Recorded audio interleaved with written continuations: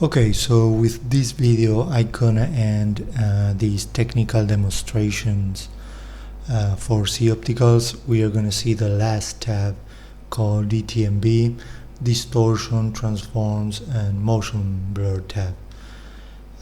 So basically two types of controls. You have the STMap input and the motion blur vectors, and for that we are gonna use its correspondent input. So you have the motion vectors input and the STMap input there. So for the STMap input, let's bring first these STMap generation tools, and we can add maybe a bit more overscan in there, so it's similar to the one we have in CG, or actually a bit bigger. And we are going to connect it to the STMap input.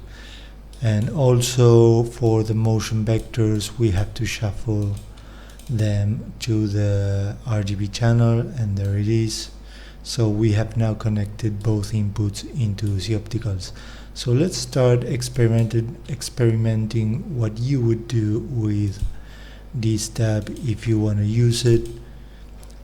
So the first option is to connect the STMap, but now we have to apply some kind of transformation to this STMap. About the type of tool that generates this map, it is strongly recommended, as I say here, that is generated by an expression node creating these ramps in X and Y with these expressions. Probably the one you have, if you have one, is already doing it like that, but just double check, because this is the type of STMap that has better precision. So let's say you want to apply lens distortion to this full CG shot. So let's bring a lens distortion node there, and let's enable the STMap input. So now we can see the output, and we can apply some lens distortion to this. So let's do that, and as you can see, you are cropping with the lens distortion tool, but that is because you just need to switch the bounding box to input, and that's it. And let's do a bit more lens distortion. Maybe this is a little bit high, but I want to just push in with this more exponential one. And so there it is, you have applied lens distortion to the shot. And let's say that now for some reason we also want to add some camera shake to this. So no problem, we can do that. Let's call a camera shake node, and that's it. And this is gonna be placed before the lens distortion, so all the shakes are being distorted, all those repositions. So if we take a look at this now, put full screen, and let's cache this, and I'm gonna be back when it's already cached. And so we are about to have real time, and there it is. You have lens distortion with a bit of camera shake. So that's that. And if you want to add motion blur to this STMap, you just have to untick the motion blur, which is currently disabled here. So if you enable that, you're going to have motion blur for that camera shake or any transformation that you apply here. Any transformation that is making movements between frames is gonna pick up motion blur. So let's do something maybe a bit more intense, and let's add some rotation in here so you can really see the motion blur effect. So there it is. you can increase the samples and set up the shutter to whatever you want. So the other remaining part are these two buttons. By default, the estimate is being applied before the aberrations, so it's being applied before any operation on this tab. But you can also make them to happen instead of in that stage. You can make them happen before the renoise. So the change can be noticeable or not depending on the quality of your image, the contrast, the amount of contrast ratio between shadows, midtones, highlights.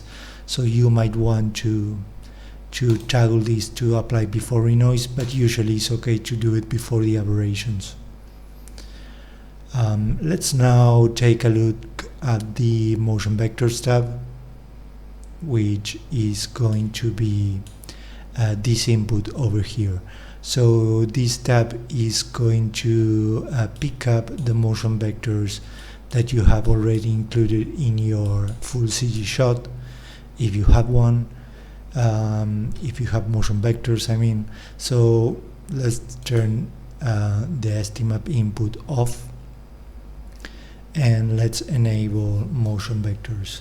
So now the input is activated, and if this shot doesn't have too much movement, but it's moving closer to the camera, it's like a dolly shot.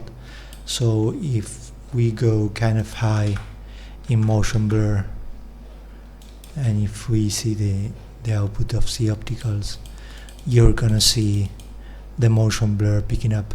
You can also have the estimate input activated and kind of combined. For example, in this case, what this camera shake is doing with the motion blur of the motion vectors. You can do that if you want. But yeah, there isn't really much more to see in this option. You can apply it before renoise to or before the aberrations. You just have to push the button and that's it. So with this video we have seen all the tabs in ZOpticals. Of course, for example, as soon as you do something like this estimap and you enable motion blur, you have now affected the entire surface of the frame.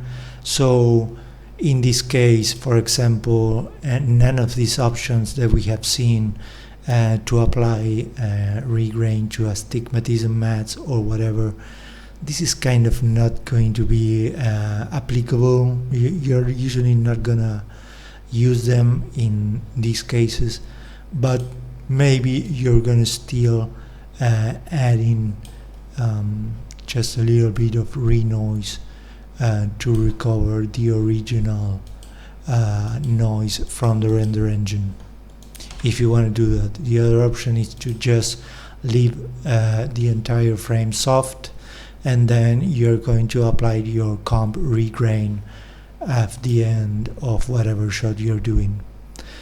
So with this video we are going to see 2 or more 3 examples, but the idea for these examples is to just do some creative stuff. We're not going to be doing technical demos, so it's going to be just me showing you 1 or 2 more full CG shots and how this node can be used. We're going to be using a combination of all the tabs in a slightly overkill situation where you're doing a lot of things to the shot. But with this video I just ended my tutorials on ZOpticals. One last thing that I wanted to mention is for you to remember that you can just disable everything in this node. So don't worry about maybe just using it for aberration and that's it. Maybe you just want to use, say, astigmatism to do that effect, and you can use the node for that. Everything else can remain disabled and is really not going to have any type of calculation whatsoever across the internal parts of this gizmo. So just if you apply a simple effect, the node is going to be super quick, and as soon as you begin to add more and more and more stuff, as in any other comp or a template or whatever you're doing in Nuke, is going to begin to be more computationally heavy for your GPU. So I hope you like it and you can make a use of it, and take care.